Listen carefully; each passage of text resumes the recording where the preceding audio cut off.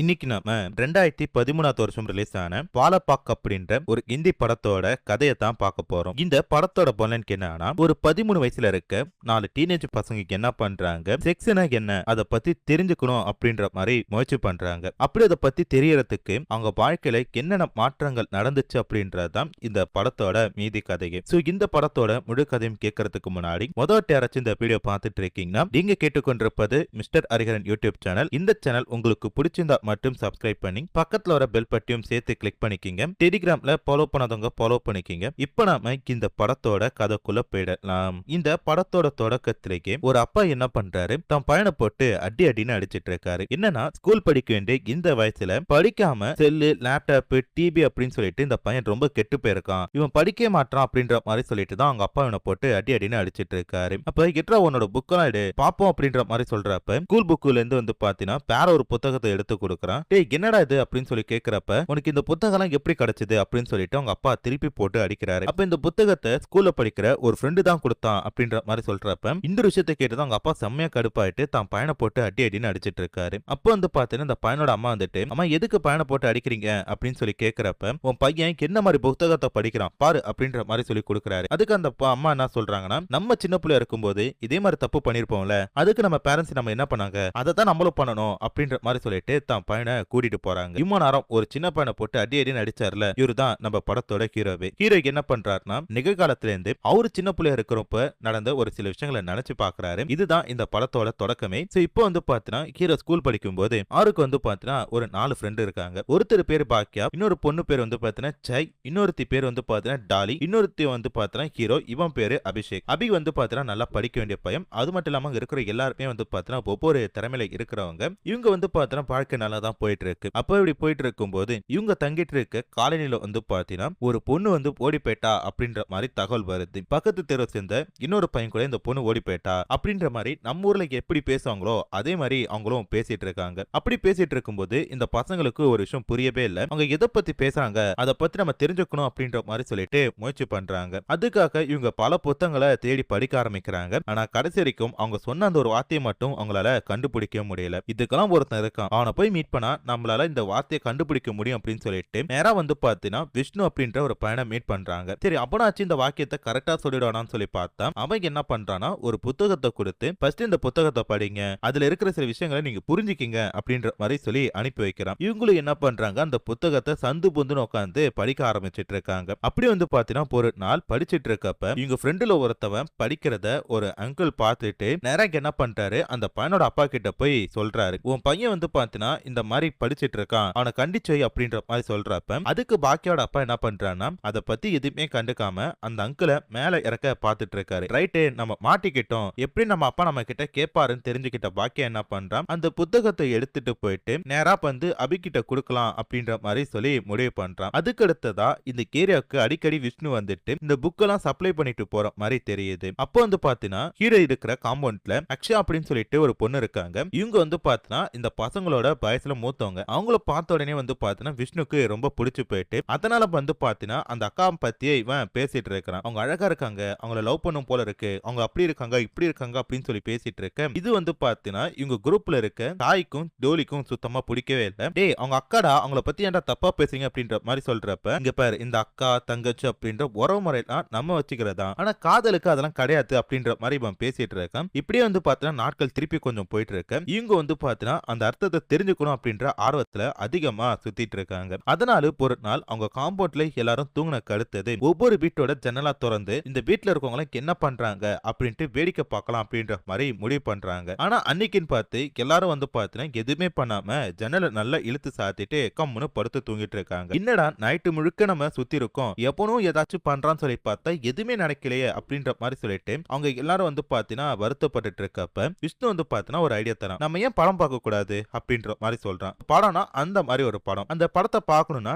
DVD player வாங்கணும், அதுக்கு 150 ரூபாய் போறோம் அப்படின்ற மாதிரி சொல்ல அடுத்த சில நாட்கள் பசங்க என்ன பண்றாங்க, அந்த மாதிரி டிவிடி பிளேயர் வாங்கறதுக்காக பணத்தை சேர்த்து வைக்கிறதுல மும்மரமா வேலைப்பட்டு இருக்காங்க. இப்ப அப்படியே கட் பண்ணா ஒரு வழிக்கா டிவிடி பிளேயரை வாங்கிட்டு போயிட்டு ஹீரோட வீட்டுல உட்காந்து எல்லாரும் படம் பார்த்துட்டு இருக்காங்க. அப்ப அந்த டீம்ல இருக்க சாய்க்கு என்ன பண்றா, இந்த படத்தை பார்த்ததும் அவளுக்கு பாந்தி வந்துட்டு நேரா தன்னோட வீட்டுல போய் பாந்தி எடுத்துட்டு இருக்கான். இதை பார்த்துட்டு இருக்க அவங்க அம்மா என்ன பண்றாங்க, நான் கோயிலுக்கு போன பிரசாதம் சாப்பிடு அப்படின்ற மாதிரி சொல்லிட்டு பிரசாதத்தை கொடுக்குறாங்க. இந்த பக்கம் இவங்க எல்லாரும் வந்து பாத்தீங்கன்னா இந்த படத்தை மும்புறமா பாத்துட்டு இருக்காங்க. மறுநாள் வந்து பாத்தீங்கன்னா சாய்க்கு என்ன பண்றா, டோலி கிட்ட போயிட்டு எனக்கு அந்த மாதிரி படம் பார்த்தனால தான் பாண்டி வந்துட்டு சோ எனக்கு அந்த படம் பார்க்க பிடிக்கல அப்படின்ற மாதிரி சொல்றப்ப, ஏய் நீ என்ன குழந்தையாடி, நாங்களும் தான் இந்த படத்தை பார்த்தோம், உனக்கு ஏதோ பிடிக்கலன்னா விட்டுறேன் அப்படின்ற மாதிரி சொல்லிட்டு இருக்காங்க. அதுக்கு அடுத்ததா சாயோட அம்மாக்கு என்ன பண்றாங்க, அபி உட்பட எல்லாரையுமே கூட்டுட்டு இருக்காங்க. இந்த விஷயத்த பார்த்து அவங்க எல்லாம் பயந்துட்டாங்க. ஏன்னா இந்த பொண்ணு போய் வீட்டுல மாட்டி விட்டாலோ அப்படின்ற மாதிரி சொல்லி போறப்ப, என்ன ஆண்டி ஏன் கூட்டிங்க அப்படின்ற மாதிரி சொல்றப்ப, இந்த வயசுல நீங்க எல்லாம் என்ன பண்ணிட்டு இருக்கீங்க, உங்க வயசுக்கு மீறிய வேலையை பார்த்துட்டு இருக்கீங்க அப்படின்றப்ப எல்லாருக்கும் வந்து பார்த்தா பயம் வந்துச்சு, இந்த பொண்ணு மாட்டி விட்டுட்டான்ட்டு. ஆண்டி நீங்க எதை சொல்றீங்க அப்படின்னு சொல்லி கேட்கிறப்ப, என் பொண்ணு உங்க கூட சுத்திட்டு இருக்கனால தான் அவளுக்கு உடம்பு சரியில்லாம போயிட்டு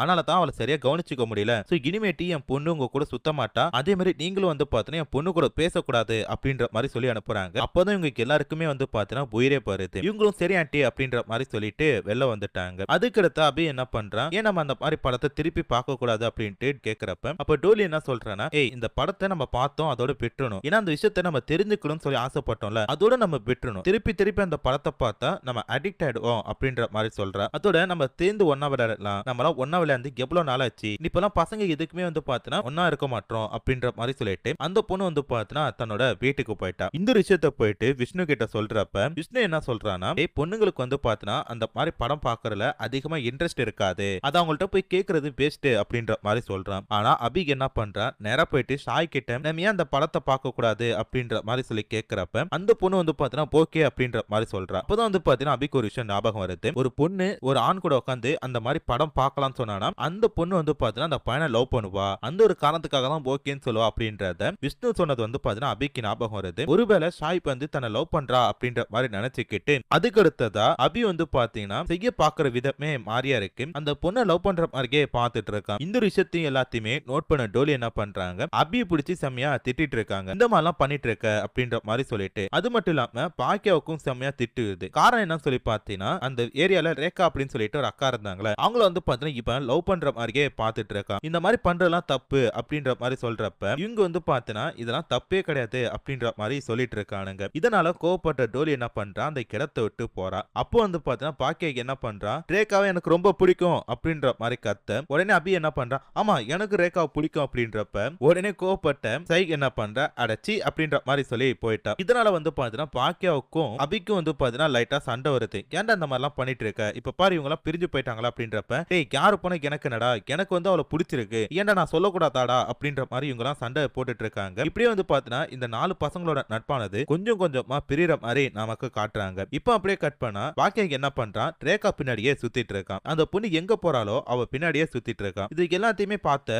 ரேகா என்ன பண்றாங்க, ஓகே இப்ப நம்ம கூட ஃப்ரெண்டா தான் சுத்திட்டு இருக்கான் போல இருக்கு அப்படின்ற மாதிரி சொல்லிட்டு ரொம்ப பாசமா இருக்காங்க. ஆனா இந்த விஷயம் என்ன பண்ணுது, இந்த பொண்ணை லவ் பண்ணிட்டு இருக்கு, அது வந்து பாத்தீங்கன்னா அவங்களுக்கு தெரியல போல இருக்கு. ஒரு நாள் திருவிழால வந்து பாத்தீங்கன்னா படம் போட்டு காட்டிட்டு இருக்காங்க. அந்த படத்தை அபியும் சையும் வந்து பாத்தீங்கன்னா ஒன்னா உட்காந்து பாத்துட்டு இருக்காங்க. அப்ப அபி என்ன பண்றான், சையோட கையை பிடிக்கிறான். இது சற்றும் எதிர்பார்க்காத சை என்ன பண்றாங்க, அபியை பிடிச்சி செமையா திட்டிட்டு இருக்காங்க. நீ இந்த மாதிரிலாம் பண்ணுவேன்னு நான் நினைக்கவே கிடையாது, இப்படியே போனா சரிப்பட்டு வராது, என்னை விட்டு அப்படின்ற மாதிரி சொல்லிட்டு போயிட்டாங்க. அடுத்த நாளே வந்து பாத்தீங்கன்னா ரக்ஷா பந்தனால அபிக்கு வந்து பாத்தீங்கன்னா இவங்க ராக்கி கட்ட போறாங்க. இத வந்து பாத்தீங்கன்னா கண்டிப்பா வந்து அபி எதிர்பார்த்திருக்க மாட்டாரு, தான் லவ் பண்றேன் அப்படின்ற மாதிரி அந்த பொண்ணுட்ட சொல்ல, ஆனா அவங்க வந்து பாத்தீங்கன்னா சரிப்பட்டு வராது அப்படின்ற மாதிரி சொல்லிட்டு போயிட்டாங்க. இப்ப அப்படியே கட் பண்ணா பாக்கியக்கு என்ன பண்றான், குளிச்சு முடிச்சிட்டு ரேகா எங்க இருக்காலோ அங்க போறான். அவனை பார்த்ததும் டேய் நீ என்னடா இங்க பண்ணிட்டு இருக்க அப்படின்றப்ப, ரேகா நான் அவனை காதலிக்கிறேன் அப்படின்ற மாதிரி பாக்கியா சொல்றான். இதை கேள்விப்பட்டதும் இது ஒரு அட்ராக்ஷன் தான்டா அப்படின்ற மாதிரி சொல்லிட்டு இந்த பொண்ணு புரிய வைக்க பாக்குறா. ஆனா அப்ப வந்து இந்த பொண்ணு லவ் பண்றேன் அப்படின்ற மாதிரி குறியா சொல்லிட்டு இருக்கா. இது வரைக்குமே அவனை சின்ன பையனா தான் நினைச்சிட்டு இருந்தான், ஆனா இப்படி ஒரு விஷயத்த நினைச்சிட்டு இருக்கான் அப்படின்றது இவருக்கு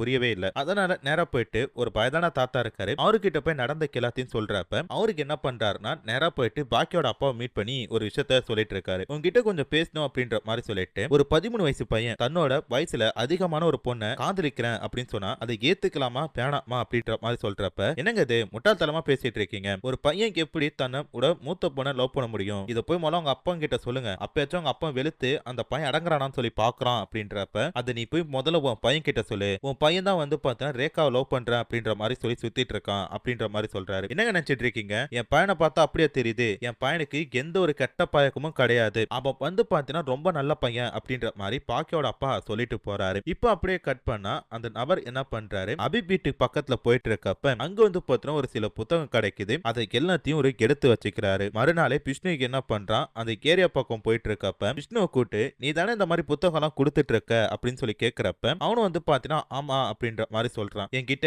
இதே மாதிரி சூப்பரான ஒரு புத்தகம் இருக்கு, நான் தரப்பா அப்படின்ற மாதிரி சொல்லி கூட்டிட்டு போறாங்க. இப்ப அப்படியே கட் பண்ணா ரேகா என்ன பண்றாங்க, அந்த ரெண்டு பசங்களையும் மீட் பண்ணி பேசிட்டு இருக்காங்க. ஆமா இப்ப நீங்க எதுக்கு சண்டை போட்டுட்டு இருக்கீங்க, நீங்க பிரியறது கூடாது, ஒற்றுமையா இருக்கணும், நம்ம எல்லாம் ஒற்றுமையா இருந்தா அபி வீட்டுல உட்காந்து அந்த மாதிரி படம் பார்க்கலாம்ல அப்படின்ற மாதிரி சொல்றப்ப இவங்களும் என்ன பண்றாங்கன்னா ஓகே அப்படின்ற மாதிரி சொல்றாங்க. அதுக்கடுத்து விஷ்ணு என்ன பண்றா, நேரா பாக்கியா கிட்ட போயிட்டு நம்ம திரும்ப எல்லாரும் ஒன்னா உட்காந்து அபி வீட்டுல அந்த மாதிரி படம் பார்க்கலாம், நம்ம எதுக்கு சண்டை போனோம்ப்பா அப்படின்ற மாதிரி சொல்லி கூப்பிடுறப்ப அவனும் வந்து பாத்தீங்கன்னா ஓகே அப்படின்ற மாதிரி சொல்றான். இப்ப மறுபடியும் பசங்க எல்லாரும் என்ன பண்றாங்க, அபியோட வீட்டுல உட்காந்துட்டு அந்த மாதிரி படம் பார்த்துட்டு இருக்க கரெக்டா வந்து பாத்தீங்கன்னா அந்த வயதான நபர் வீட்டோட கதவை தட்டுறாரு. உடனே இவங்க எல்லாரும் அந்த கேசட் ஆஃப் பண்ணிட்டு படிக்கிற மாதிரி நடிச்சிட்டு இருக்காங்க. அதாவது போன சீன்ல வந்து பாத்தீங்கன்னா விஷ்ணு கூட்டிட்டு போயிருப்பாரு அந்த தாத்தா, அவரு தான் ஒரு சீடியை கொடுத்து அந்த பசங்களை பார்க்க சொல்லிருப்பாரு. இப்ப இவரே வந்து பாத்தீங்கன்னா அட்வைஸ் பண்றதுக்காக வந்திருக்காரு போல இருக்கு. எடுத்ததுமே பாக்கிய கிட்ட அம்மா நீ ரேகாவுக்கு ப்ரோபோஸ் பண்ணியாமே உண்மையா அப்படின்னு சொல்லி கேட்கிறப்ப அவன் மாட்டேன் அப்படின்ற மாதிரி சொல்ல முடியாது, ஏன்னா அந்த இடத்துல ரேகா இருக்கா அப்படின்றனால ஆமா அப்படின்ற மாதிரி சொல்றான். சரி லவ் சொல்லிட்டு அதுக்கடுத்து என்ன பண்ண போற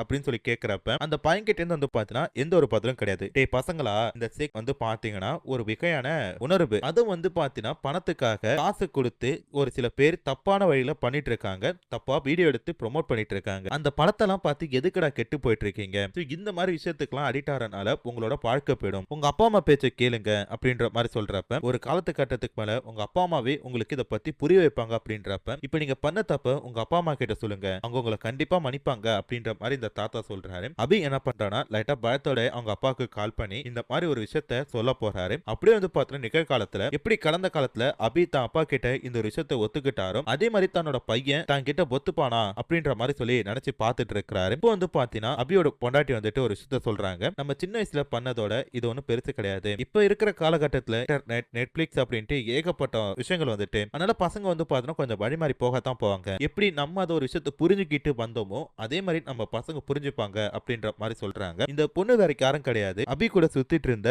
டோலியை தான் இவரு கல்யாணம் பண்ணிருக்காரு, நீ சொல்றது கரெக்ட் தான் அப்படின்ற மாதிரி சொல்லிட்டு இவங்க ரெண்டு பேரும் நின்னுட்டு இருக்க அப்படியே வந்து பார்த்தா இந்த படத்தோட கதையை முடிச்சிட்டாங்க. சோ இந்த படத்தோட கதை எப்படி இருந்துச்சு அப்படின்றத மறக்காம கமெண்ட்ல சொல்லிட்டு போங்க. அடுத்து ஒரு சூப்பரான ஒரு படத்தோட கதையில சந்திக்கிறேன். அது வரைக்கும் டாடா பை பை.